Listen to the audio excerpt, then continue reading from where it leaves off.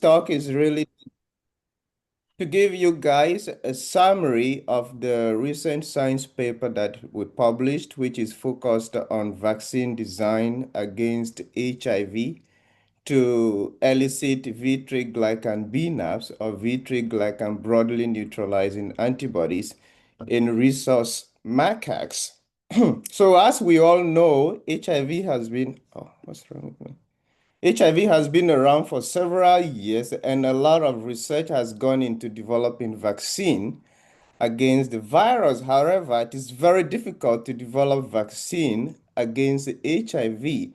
And the reason has to do with the fact that we believe HIV has evolved over the years to avoid targeting by antibodies. And the reason for this is because of two major problems. One has to do with the fact that the surface of the HIV virus, the protein that is covering the surface of the HIV virus called the envelope protein, which is in blue here, which is usually targeted by antibodies in vaccine design, are very few on the surface of the virus, as you can see here. So if you look at the surface of the virus, you realize that it's pretty much bald. You don't really have a lot of envelope protein on the surface. So it's very difficult for antibodies to form what is called cross-linking, intra-cross-linking specifically. So the antibody finds it very difficult to bind to, for example, two envelope proteins at the same time. And some of these activities are very important for neutralizing antibodies to be very potent in neutralizing viruses. The second problem has to do with the fact that, again, the envelope protein, which is targeted by the vaccine, is covered in a lot of glycans. So as you can see, you have these very long and floppy glycans that cover, in fact, 50% of the mass of the HIV envelope protein is made up of glycans. And so it's very difficult for antibodies to penetrate and bind to the envelope protein of the virus and therefore neutralize the virus. And so there are few epitopes on the envelope protein that scientists have identified over the years that they are able to develop antibodies or antibodies against, or they are able to engineer the envelope protein in such a way that antibody precursors are able to bind. So here I've colored some of these epitopes for you. So we have the CD4 binding site epitope, for example, which is also the epitope that the virus uses to bind to the receptor on human cells called the CD4. So you have the CD4 binding site epitope, which is one of the epitopes vaccine design is designed to target. The second one is V1, V2 epitope. Now the V1, you have all these loops too on the virus, on the envelope protein. So one of the loops is called the V1 loop. And so you have also V1, V2 epitope, which can be targeted by antibodies. And then the third one here, which is going to be the main focus of my talk today, is the V3 base, which is very close again to the V1 loop. So you have the V3 base, which is also surrounded by a lot of glycans, as you can see here. Specifically, you have 5 major glycans, as we would see in just a moment, surrounding this particular epitope. And again, the V3 epitope is basically characterized by a few amino acid motif called the GDIR motif. So again, as I move forward in my talk, you will hear me talk about the GDIR a lot, or the GIDA motif.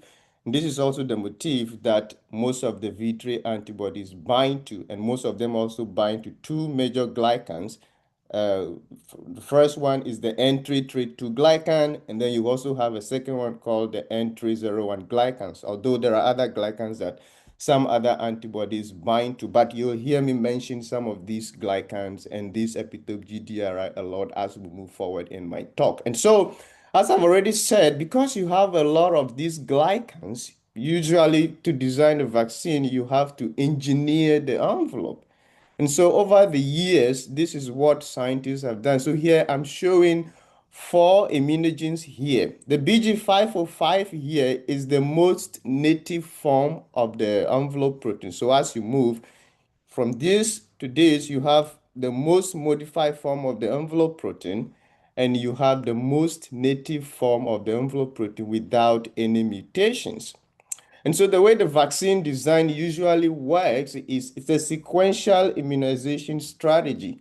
So first you immunize the animals with a certain form of the immunogen or with a certain mutant form of the envelope protein. Here it is called RC1. So as I've already mentioned, this is the GDRR motif, and you have five major glycans here. But the first immunogen that you come in with, you remove three glycans, and this is to allow BNAP precursors to bind to this particular epitope. So the RC1 has three glycans removed in addition to 10 other mutations. Then the second immunization, which may be a second boost, a first boost rather, is another protein or another form of the envelope protein, which is another immunogen, where you have put back one of the glycans, N156 glycans, but you have still removed two of the glycans here around the GDRR motif, in addition to 10 mutations. And then you come in with the last boost, which is either 5 mut or BG505, as we would see in just a moment, which is our experimental setup. So if you look at 5 mut and BG505, you realize that they both have all the five glycans put back. However, the 5 mut still has four mutations that BG505 does not have, and this will become important later on in my talk. And so these experiments are generally conducted either using protein nanoparticles or mRNA nanoparticles. So what is different in our model, in our paper that we published recently, has to do with the fact that instead of using protein or mRNA nanoparticles, we use what is called a sheave. So a sheave basically stands for the simian human immunodeficiency virus. So instead of the actual HIV which infects humans, we have put the envelope protein of the HIV at the backbone of a simian virus, which is a virus that can infect monkeys. And then we make a mutation, this particular mutation here, serine 375 to some bulky aromatic residues, to allow this virus bind to a monkey CD4 and then replicate in the monkeys as it would happen in human. And so the way our strategy works is you come in with RC1 and then you come in with 11 mut B, and instead of using a protein nanoparticle for the 5 mut, we use a replicating virus. In this case, we call it a sheave 5 mut. And so what happens is that as the virus mutates, you have antibody envelope co-evolution taking place, as we would see in just a moment. And these antibody envelope co-evolution then drive the development and maturation of BNAPs. So here I'm showing our immunization strategy. We had four groups of animals. So the group one, we prime the animals, which means we inject the animals with RC1 as a protein nanoparticle. So you can see, so RC1, Mi3 nanoparticles. Then we come in with the first boost, which is 11 mut B, again, a protein nanoparticle. And then the last one is the sheave 5 mut, which is an infection. And so this is our last boost. The second group of animals receive the same regimen, except in this case, they receive an mRNA nanoparticles, as you can see here. So RC1 mRNA nanoparticles, you have 11 mut B mRNA particles, and then again, you come in with sheave 5 mut. The third and fourth group are our control animals here. So here, these animals, we have one group that receive just the sheave 5 mut infection. So you don't give them a prime, you don't give them the 11 mut B boost. You just directly infect the animals with sheave 5 mut. And then the last group, again, no RC1 prime, no 11 mut B boost. You just directly give them a sheave BG505 infection. So here I'm showing the results. What we observed was quite interesting because as you can see, the group 1, group 2, and group 3 animals, develop BNAbs. As you can see, these antibodies are quite broad and potent. And so, and the most interesting thing is that even the animals that receive just the SHIV5 mute infection without any prime or boost develop BNAbs, and they even look much better than those that receive the RC1 prime and 11 mute B boost.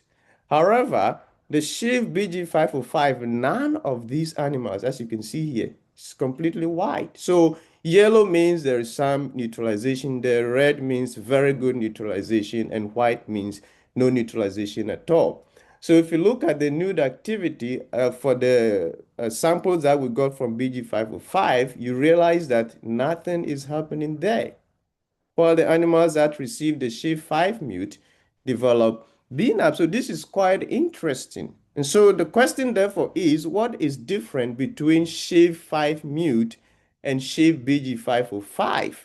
And the reason lies in the four amino acid mutations that I talked about in my previous slide. So here I'm showing the V1 loop of both BG505 and 5 mute. The mutations that are made in this V1 loop, which I told you is usually in front of the V3 epitope. And because this V1 loop is very long, it's very floppy, it can move and cover the V3 epitope. And so what happens is that there are four amino acid mutations that is different from BG505 and 5 mute. So here you have amino acid 134, valine that is changed to tyrosine here. Then you have another amino acid at position 136, which is different from 5 mute, proline at this position. You have amino acid at position 138 and 140. So these are the changes that were made in BG505 to create 5 mute. And the one I want to point out, which is very critical here, is the position 136, where you have asparagine changed to a proline. And this proline here is also located between two N-linked glycans. So you have a glycan here at position 137, and you have another glycan at position 133. And the reason this is very important is because biochemically, it has been shown that anytime you introduce a proline just before or after an N-linked glycosylation site, what happens is that you end up reducing glycosylation at that particular position. And so since this is the V1 loop, and you are reducing glycans at the V1 loop, you are therefore going to increase the exposure of the V3 epitope, the GDIR epitope. And so with these, we became very interested and we wanted to understand the mechanism of neutralization of these antibodies. And we focused specifically on the antibodies from this particular group, the animals that received just the SHIV5 mute. And so Ashwin, who was a grad student at the University of Pennsylvania, who did all the animal work and the nude activities, sent us a lot of monoclonal antibodies. I think we have about 25 of those characterized so far. So as you can see, these are some of the monoclonal antibodies. This particular one, AM12BM5, is the best in class. It has about 75% breadth. As you can see here, it's quite potent against most of the viruses that it was tested against. And you also have other groups of the antibodies, the AM12352. These ones were isolated from PBMC, but the AM12BM5 was isolated way later from the bone marrow at week 51 here, while the rest were isolated quite earlier. Well, AJ0183 is from week 56, but AM12BM5 here you see BM because it was isolated from the bone marrow. And so we wanted to understand the mechanism of neutralization of these antibodies. And so I solved a lot of structures of these antibodies in complex with the HIV envelope protein, the 5 mute, using cryo-electron microscopy. So here, I'm just showing some of the structures, just a summary to show you what the structures explain here. So as you can see, the resolutions are quite good from 3.0 to 3.8. And like I said, we have several of these structures in this particular paper. I think we had about 12 structures. And so the summary or the take-home message from these structures is the fact that all these antibodies, as you can see here, they bind to the GDIR motif, which is the V3 epitope, as I explained previously. So they all bind to the GDIR motif, and most of them also contact the N332 glycan. So these are some of the signatures of a V3 antibody.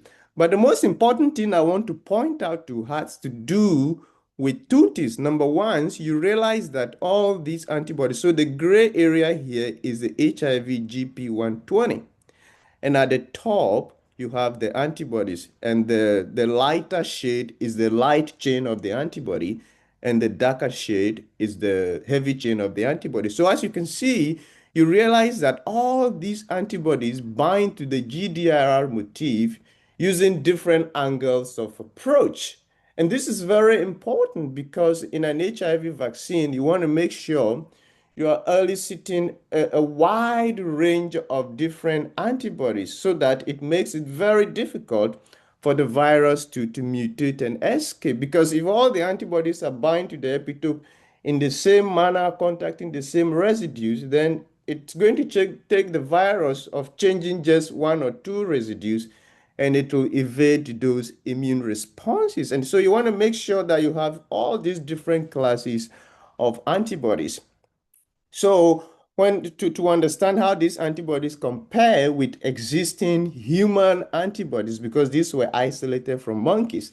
So we aligned our structures with existing human V3 antibodies, as you can see here. So we have BG18, PGT128, and 101074. These are existing human V3 antibodies. And as you can see, our antibodies are quite similar to the human antibodies, which means we are eliciting the right kinds of antibodies. And if you look at these, this quadrant tells you the various angles of approaches. So our antibodies are found in almost all the angles, all the quadrants here, which means we are occupying all the angles of approach.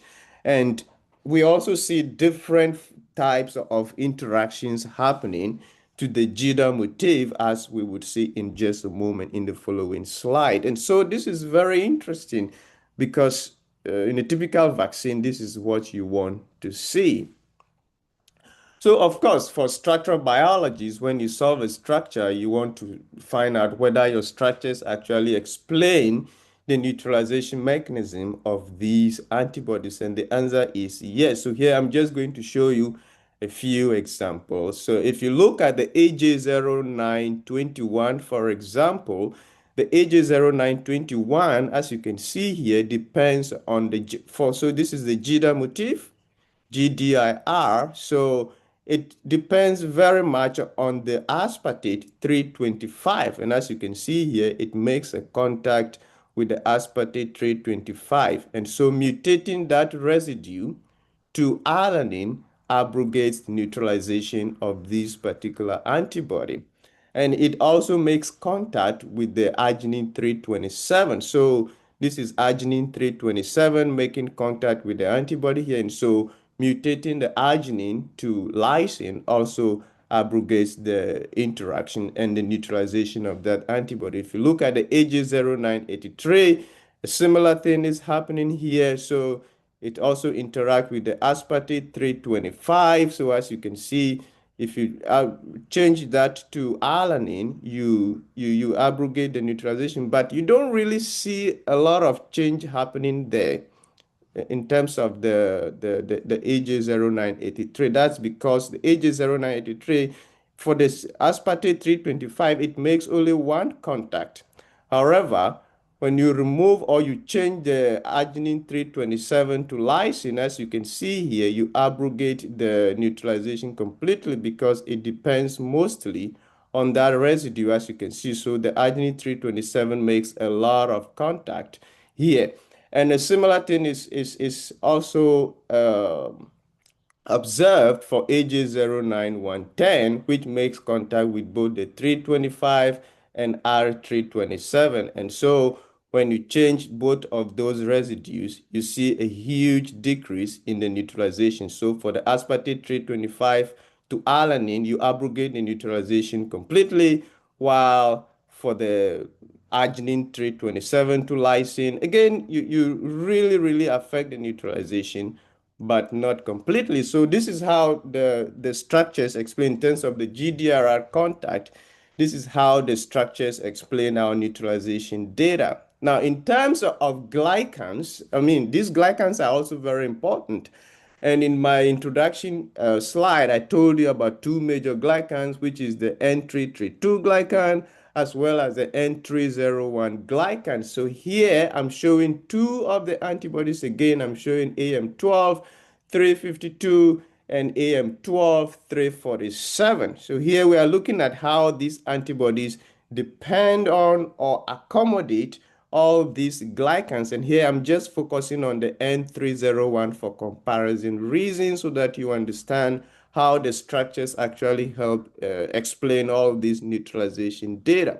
So if you look at the N301 if you look at the AM12 352, you realize that these antibody depend mostly on the N301 glycan here. So when you remove the N301 glycan, you abrogate the neutralization completely.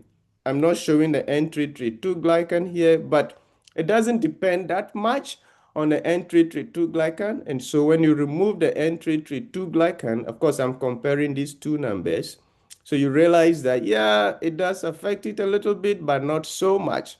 The opposite is true for the AM12 347, because if you look at the AM12 347, which depends mostly on the N332 glycan but does not depend on the N301 glycan. So you can see even the difference between the glycan here and the glycan in the AM12 347. So here you only see just one glycanic of the N301 glycan. And the thing about cryo-EM structures when it comes to glycans is if there is no contact being made with a particular glycan, usually you don't see a lot of density for that glycan. So this antibody depends mostly on the N332 glycan. Again, I'm only showing the N301 for a simple comparison.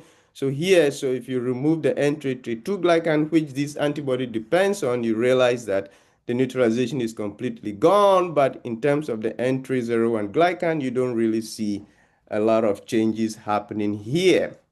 And so now I'm just going to talk about our best in class antibody, which happens to be a very interesting antibody.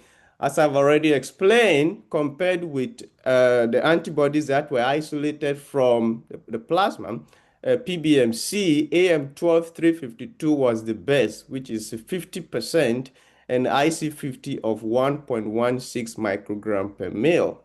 This AM12BM5 is the best in class, almost 70% breadth, and the geomean IC50 of 0.25 microgram per ml. And so I was very interested in understanding what made this particular antibody, because they come from the same animal, AM12 animal.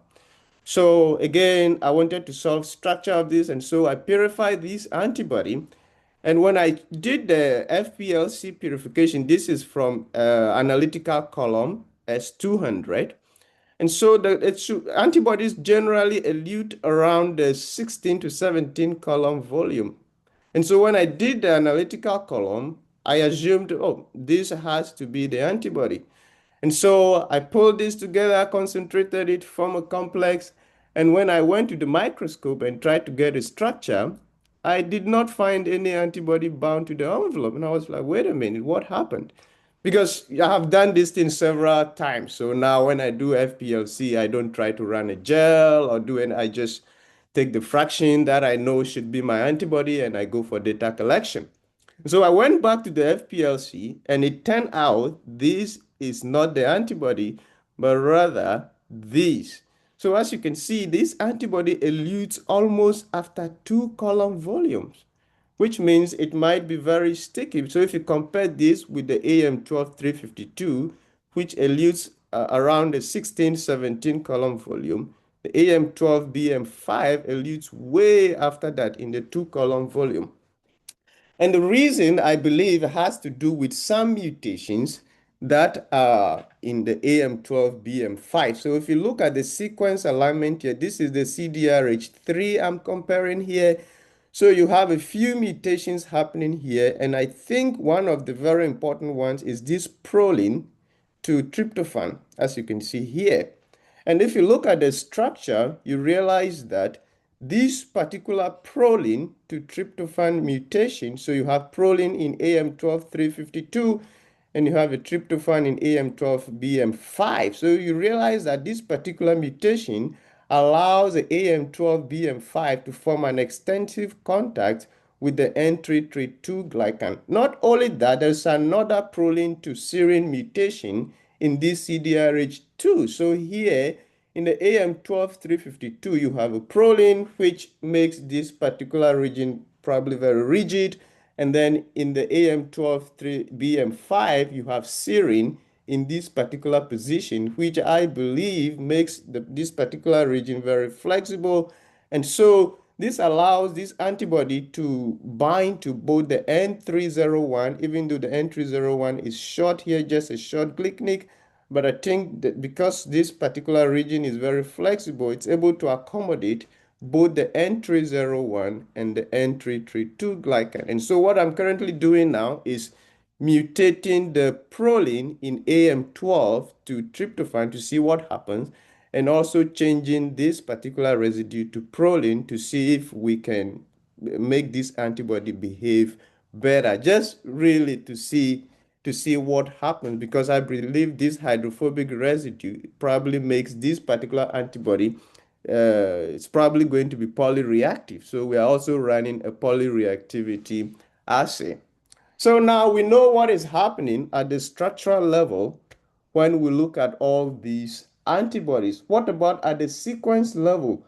What is happening in the HIV envelope? What are the changes that is happening in the HIV envelope that is actually causing the elicitation or the maturation of our broadly neutralizing antibody? So Ashwin again did longitudinal sequencing. So he sequenced both the V1 epitope, which is the V1 loop, as well as the V3 epitope. And as you can see here, so he sequenced the V1 loop from week 16 all the way to week 56. And what he observed was very striking. So as early as week 16, he observed two major mutations, two major deletions in the V1 loop. So first, he observed 8 amino acid deletion in some of the envelopes that he isolated. And then a second group of envelope also have 4 major deletions in the V1 loop. And so what happens is that you have these deletions happening earlier on in the immunization or infection process rather. And as time goes on, these short V1 loops begins to elongate, as you can see here. So from week 16 to week 24 all the way to week 56, you realize that the virus begins to put back residues into the V1 loop to elongate the V1 loop again. So the deletion here, as we would see in just a moment in terms of the mechanism, we believe is to shorten the V1 loop, and then it's an attempt by the virus to escape. And so you have all these changes happening in the V1 loop. And at the same time, he also sequenced the V3 epitope. And again, we see similar things happening in the V3 epitope. Although in the V3 at week 16, you don't see a lot of changes happening here. But as time goes on, you begin to see a lot of mutations happening in the V3 epitope. And so this is called the antibody envelope coevolution. So as antibodies are trying to bind to the virus is making all these mutations and all these deletions in order to escape. And as the virus tries to escape, the antibody matures in a way or changes in a way so that it's able to bind to the virus escapes, the antibodies mature. And so this is how antibody envelope coevolution works. And this is how we are able to actually shepherd the development and maturation of broadly neutralizing antibodies that we have so far. And so to even understand this better, I solve structures of these 8-del and 4-del apo form of the envelope, as we would see in the following slide. So here I'm showing the apo structure of BG505, which is the more native form of the HIV envelope protein. So as you can see, the GDIR motif, which is the V3 epitope, is colored here in green. And you have these two glycans, the N137 glycan as well as the N133 glycan. And then I also solve a structure of 5-mute, as you can see here. So again, you have the GIDA motif, and you have the V3 epitope, which is the GIDA motif. You have the V1 epitope in blue here, as you can see. So this is a longer V1 epitope. And so you see that the epitope of the GIDA motif is not as exposed. But if you look at the structure of the del4, which is the 4 amino acid deletion, and del8, which is the 8 amino acid deletion, in the V1 loop, now you realize that as you begin to shorten the V1 loop, the GDIR, which is the V3 epitope, become more and more exposed. And so we believe that this allows then the binding of V3 precursors later on in the infection process. And so to even understand this further, I then solve a structure of an antibody from an earlier time point, because you see the deletion is happening in the earlier time point, week 16. So I wanted to understand what is happening at the earlier time point versus what is happening at the later time point in terms of structures. And so I solved a structure of an antibody called the NN39-25, which was isolated at week 12. And this antibody predominantly binds to the V1 loop as shown here. So if you look at the structure here, this is the structure of the NN39-25 from the week 12 earlier time point. Now I want you to pay attention to the V1 loop here, which is in blue, and the GIDA motif, which is in red here. And this is the antibody structure at the top in light and darker green, or teal rather. And so you realize that at this earlier time point, this antibody predominantly targets the V1 epitope. So you have this bending of the antibody towards the V1 epitope, while you don't see a lot of contact with the V3 epitope. So if you look at this, you realize that most of the contacts are actually in the V1 epitope. So you have the antibody binding that way. And I also solve a structure of another antibody from the same animal called the NN39-171. So these antibodies was isolated from a later time point, week 40, and it's a bona fide V3 antibody. So you realize that in this one, there is a shift. So you can see that this antibody shifts away from the V1 epitope, as you can see here. And now you see a lot of contact with the V3 epitope. And this is also similar to a human antibody, which was also characterized in our lab here, 101074, which is a bona fide V3 epitope antibody. So again, you see this shift away from the V1 epitope towards the V3 epitope.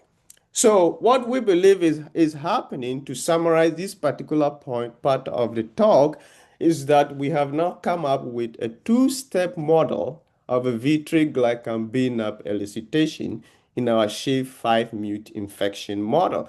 And so to just walk you through this, what we believe is happening here is that first, if you look at the structure of BG505, in the V1 loop, you have a longer V1 loop of the BG505, and you have the glycan N137 as well Edem, as, hello? yes. I was wondering on the previous slide about the NN39. Yes. Yes, like I'm quite curious. Is it, and I don't know, I'm assuming itself is broadly Oh, neutralizing. Is it no, it is broadly? not. Okay, It is okay, not. Yeah, it is okay. not. Yeah. That's fine. Okay, okay. All right. So you have the BG505 with a longer V1 loop, and then you also have the N137 as well as the N133 glycan. And so because of this longer V1 loop and all these two glycans, it's very difficult for BNAP precursors to bind to the V1 region of this particular envelope protein. Now, you introduce this proline, the proline at position 136, into the V1 loop, and you affect glycosylation, particularly at position 133. And so you remove that glycan at position 133. And so what happens is now you have a bald or a bolder V1 loop, and this V1 loop is now able to bind a V1 antibody. So you have those early wave of V1 antibody being precursors. Those V1 antibody precursors are able to bind to the V1 loop in 5-mute. And the binding of these V1 antibodies causes selective pressure in the virus, and then the virus tries to mutate to evade these particular antibodies. And so what it ends up doing is it deletes those particular regions in the V1 loop to create del 8 and del 4. So now what happens here is now you have a shorter and a bolder V1 loop region, as you can see here. And so because of these, now, which as I showed you in the previous structures, in the apo structures of del 8 and del 4, you realize that the V3 epitope in this instance becomes more exposed. And so now you can have V3 being precursors binding to the V3 epitope. And because of this, the virus again tries to mutate to escape from these antibodies. And so the virus begins to make a lot of mutations, which I showed you previously in the V3 epitope from the longitudinal sequencing. So the virus begins to make a lot of changes in the V3 epitope in order to escape. And as it tries to do that, the antibodies change to accommodate these changes. And so this is called the antibody envelope coevolution. And this, we believe, all these 4-del and 8-del variants that are created and evolve with the BNAP antibodies drive the development of mature V3 BNAPs, as I've discussed here. So this is our science paper, but since then I have also been working on a different angle of this project, which I will talk about in the second part, which is very short, into just about 3 or 4 slides. So here I'm using a technique called cryo-electron microscopy-based polyclonal epitope mapping, or simply put, cryo-MPEM. So for the previous talk, we were using monoclonal antibodies. We're getting structures of monoclonal antibodies. But when you do sorting, you are trying to look for the particular antibodies, in this case, V3 antibodies that you're interested in. But you want to know what is happening in your serum sample, what is happening in the animal. What other antibodies are being elicited, because you can have off-target and you can have other on-target that you did not intend to elicit. So this is why polyclonal EM is very important, because it helps in vaccine design. And so just to walk you through the workflow so that you understand how different this is from the structures I've discussed so far. So instead of using a monoclonal antibody, which is one antibody, you rather use a polyclonal antibody. And so you isolate the IgG, you purify IgG, and you papain digest it to obtain a polyclonal FAB. And so with this polyclonal FAB, you just go ahead and mix this in excess. You add a lot of the polyclonal FAB to your envelope protein. Then you do SEC to make sure you remove the excess Fab, and you take the complex, concentrate it, and you go for data collection on the microscope and data processing. And so the interesting thing about MPEM, as I've already explained, is the fact that you see different classes of antibodies, as we would see in the following slide. So here, what I've done is I've characterized these polyclonal samples from different animals at different time points. So here I'm showing, for example, animal AJ09. So we saw monoclonal structures from this animal, and I've characterized structures from animal NN39. Again, we've seen monoclonal structures from this animal. And then I'm showing here results from week 12, week 24, and week 40. So I want to see at the polyclonal level what is happening at earlier time point versus later time points. And you can see there are clear differences. So at week 12, again, this agrees with our model. You have mostly V1, V3 antibodies being elicited. And as you move from week 12 to week 24, now you begin to see actual V3 BNAbs. But not only that, now you begin to see other classes of antibodies. For example, we have this one in blue here, C3V4. Again, you have C3V4 here. And we don't want some of these antibodies, and this is why polyclonal is very important, because now you can begin to engineer your envelope to try and see if you can avoid some of these off-target antibody, because this antibody we know is a non-neutralizing antibody, and sometimes eliciting these non-neutralizing antibodies cause what is called epitope masking. So it can mask the V3 epitope and therefore make it very difficult for you to actually elicit actual V3 antibodies. And so if you look at the second animal, NN39, again, you see a similar trend here. It starts with V1, V3, and then you have actual V3 epitope. But this animal, we even see more interesting stuff happening here.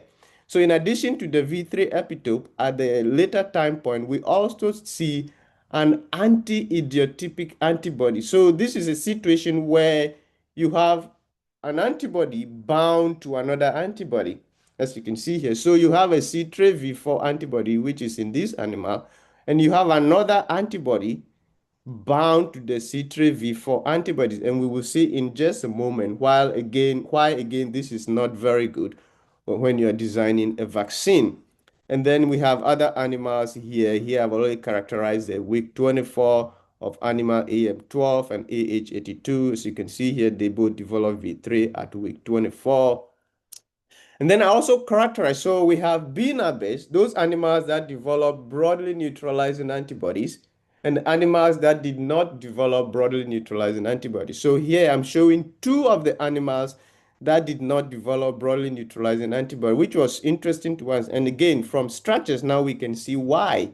The reason is because these animals only make V1, V3. These antibodies are actually unable to mature to actual V3 antibodies even at week 40. And then since we had the del 8 and del 4 envelopes, we also made a shift from del 8 animal as well as del 4 animal. Here I'm only showing the result for del 8 to see how different it will be from animals that receive the shift 5 mute. Because remember, del 8 has the 8 amino acid deletion from the 5 mute. And the interesting thing we found is from these animals, we don't see the initial V1 wave. You see directly V3 antibodies being elicited here. And the reason is because now the V1 loop is already short. So the V3 epitope is already exposed, and therefore you can directly go and make V3 antibodies without necessarily going through V1. And so this is an interesting thing that we have found from the polyclonal characterization. Again, from this particular animal CX77, we see another anti-idiotypic antibody here. So this is an antibody bound to another antibody.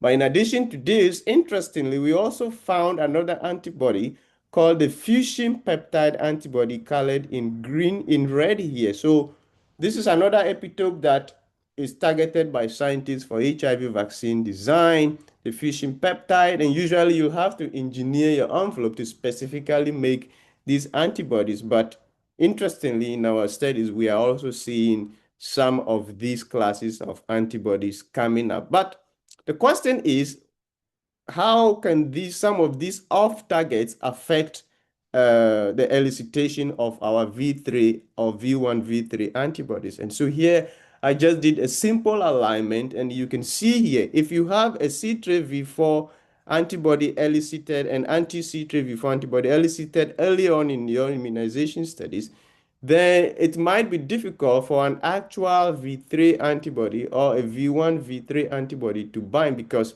these seem to occlude the binding epitope, the V3 epitope here, as you can see.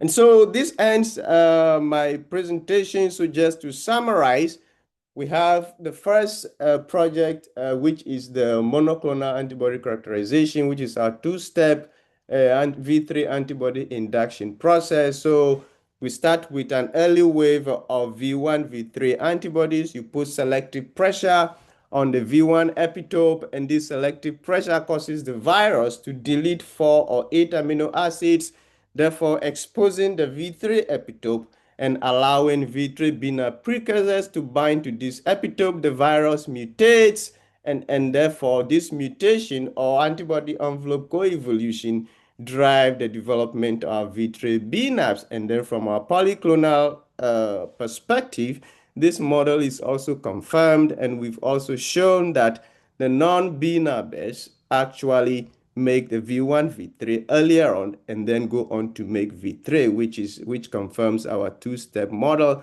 But in addition to this, we've also shown that if you shorten the V1 loop, if you go directly and infect animals with the 4-del or 8-del shave, you bypass the earlier V1 step, and you directly go to this step where you make V3 antibodies directly.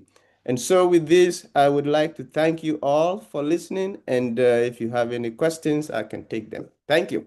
Of course. Thank you very much, Edem.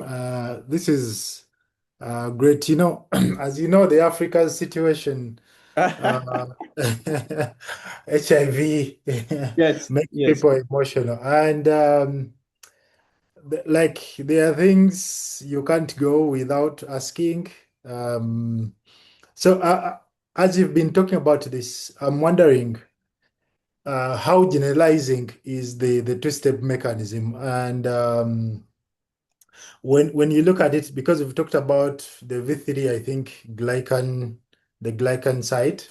Right. But I'm a computer scientist. I come from the computer science background, and but at least with the little uh, of these talks, but also the biochemistry research that we've been exposed to, we know we've talked about CD4 sites, I think, and Right. I'm wondering when it comes to those other sites, like is it designed to also target those other sites like CD4 binding sites?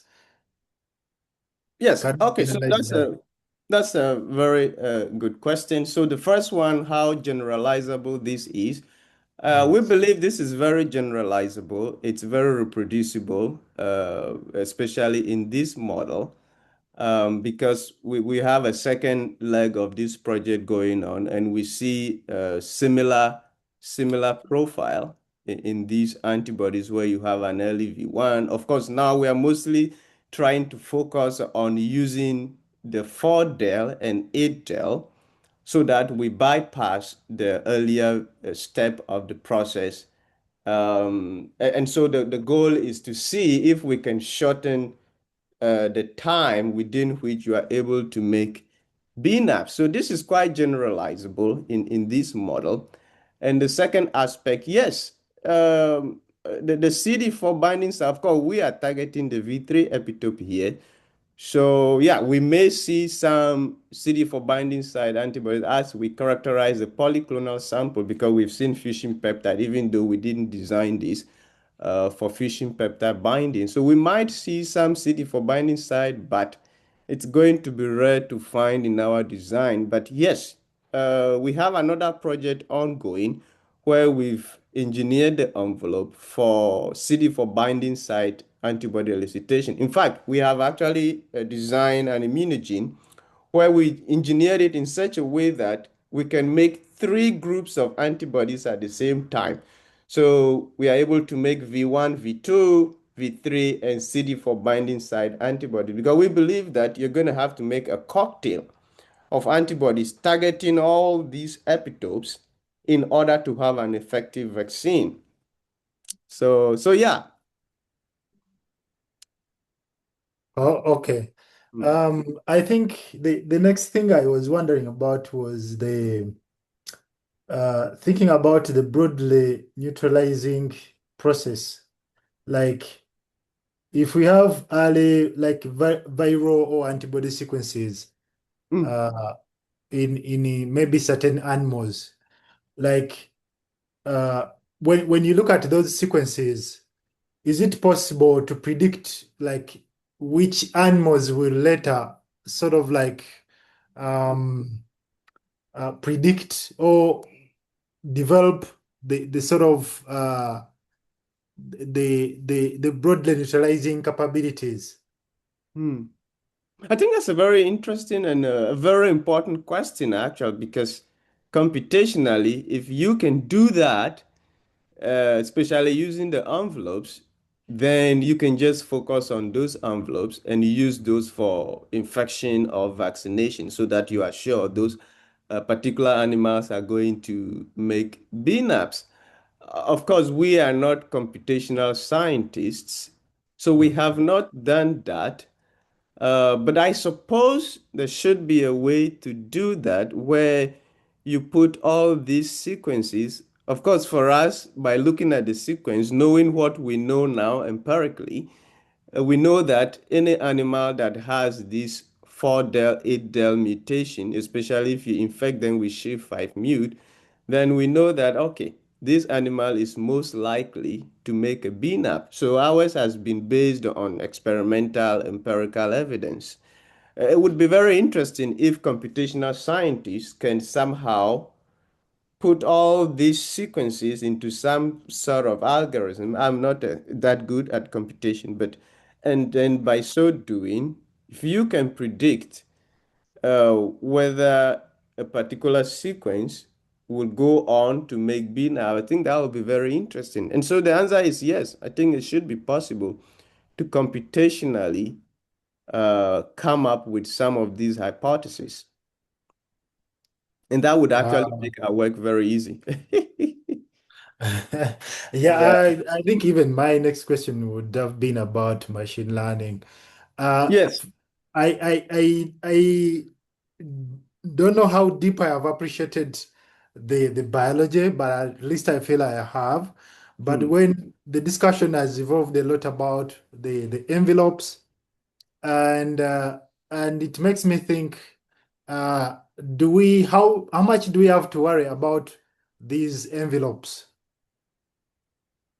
Mm, well, we always have to worry about the envelope. I'm not sure I understand you exactly, but um, I guess the envelope is what the virus uses to bind to the CD4 and evade immunity. The envelope keeps changing, and that is what has made it very difficult to make a vaccine against the virus because the envelope protein is constantly mutating.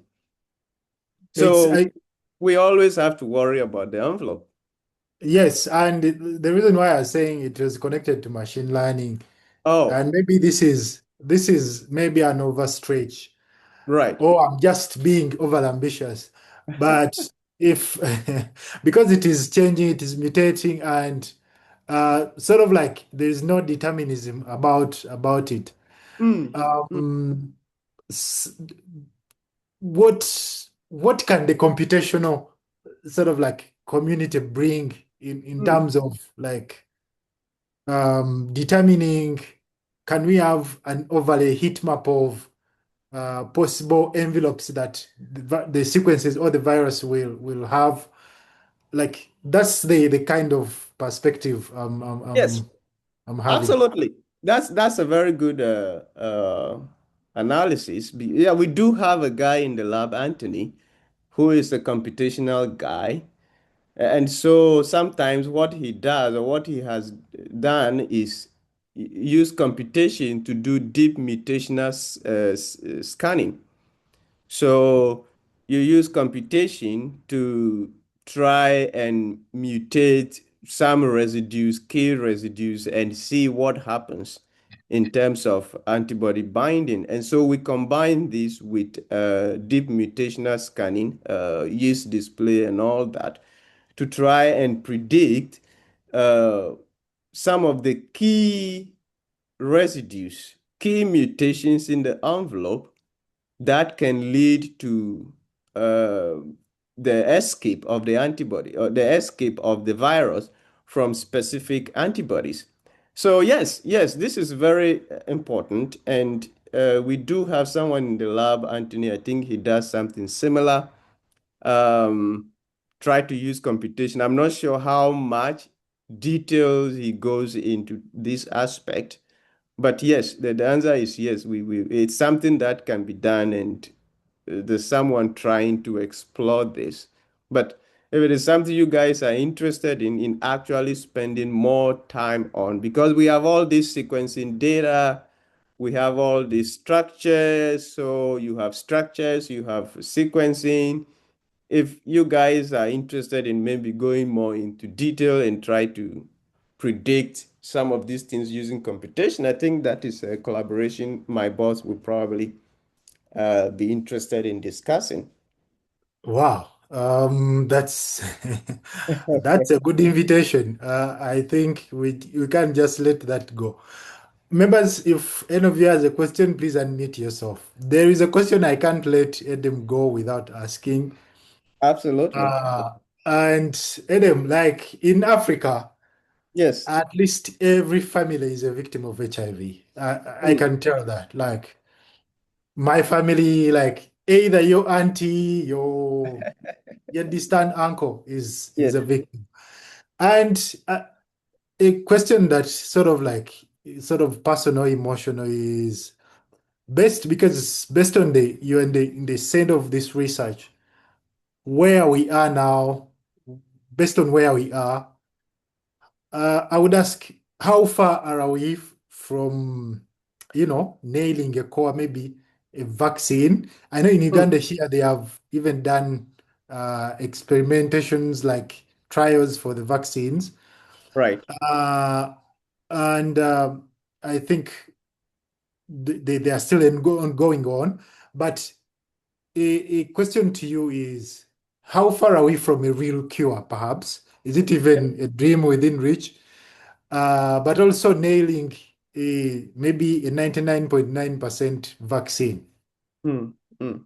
Yeah, Yes. that is the million billion dollar question we've all been struggling with. Just between you and me, uh, that if you talk to the experts, honestly, in these fields, I have gone to conferences and where HIV conferences and all that. And unfortunately, um, the feedback is not very positive when it comes to an actual vaccine against HIV. Now, in terms of cure or in terms of prevention, I mean, a lot of effort has gone into this in industry. As you know, Gilead just came out with the lenacapavir, which has been approved now. Yeah. And so in terms of prevention, you take it every 6 months, and that can pretty much protect you against HIV. And the goal now is to make that or improve that to 1 year injection, 2 years injection. So if you can do that, if they can actually improve what they have now to, let's say, 1 year or 2 years injection, and you are protected against HIV, I think that is pretty much a kind of vaccine. So that is the best option we have so far in terms of the traditional sense of a vaccine, which is one of the things I've presented right now, actually making monoclonal antibodies and all, immune response and all. That is still pretty far, honestly. A lot will still have to be, I wouldn't say impossible, but it's certainly very difficult, and it may take a while, unfortunately. Yeah, Thank you very much, Adam. of course. That was a good insight. Yes. I'm sure we're going to find a good uh, possible way to look at the data. The paper, I got a problem first time. The paper is sort of locked. If you Oh, would it's send us locked? a copy, yeah, I think it is closed access. If you would send us a copy, that would be Great. Okay, there is on Science Hub, I think Science, there's that platform where it is officially published. You only Yes. read like the abstract and but Oh, not a detailed paper. that's unfortunate. Okay, I will send you the full paper. Yes. Yeah, I will Thank send you you. very much. Of course, Thank you're you. welcome. Thank you Yes. very much indeed. I don't see any question from the audience. So thank you very much, All Edem. right. You're Do welcome. Have a deliver good day. regards to the professors and bye bye. Bye. Bye. All right.